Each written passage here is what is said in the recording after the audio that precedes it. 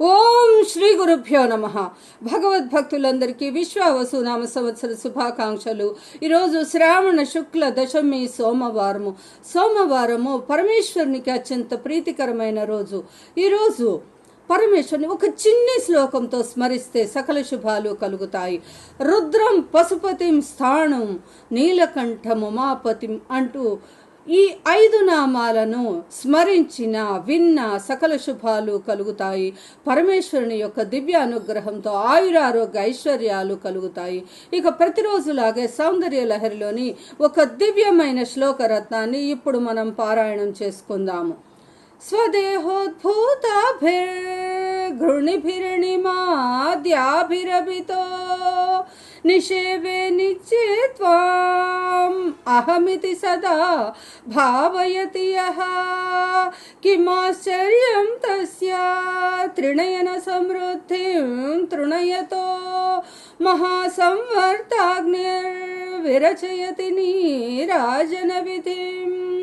అమ్మా ఆదిశక్తి జగజ్జనని, ఎవరైతే నీ యొక్క దివ్య దేహము నుండి ప్రసరిస్తున్నటువంటి అణిమాది అష్టసిద్ధులను వాటి యొక్క ప్రకాశాన్ని స్మరిస్తూ నేను నిన్ను సేవిస్తున్నాను అని భావిస్తారో వారందరికీ కూడా పరమేశ్వరుని యొక్క త్రినేత్రము దివ్య దృష్టి లభిస్తాయనడంలో సందేహం లేదు. ఇంకా వారు మహాప్రళయంలో కూడా నీకు నీరాజనాన్ని ఇచ్చేటువంటి అద్భుతమైన శక్తివంతులవుతారు. నీ మహిమ అత్యద్భుతము, నీవు అత్యంత దయామయురాలివి అంటూ ఎవరైతే ఈ శ్లోకరత్నంతో స్మరిస్తారో, అమ్మవారిని సేవిస్తారో, పారాయణం చేస్తారో, వింటారో వారికి అమ్మవారి యొక్క దివ్యానుగ్రహం కలుగుతుంది.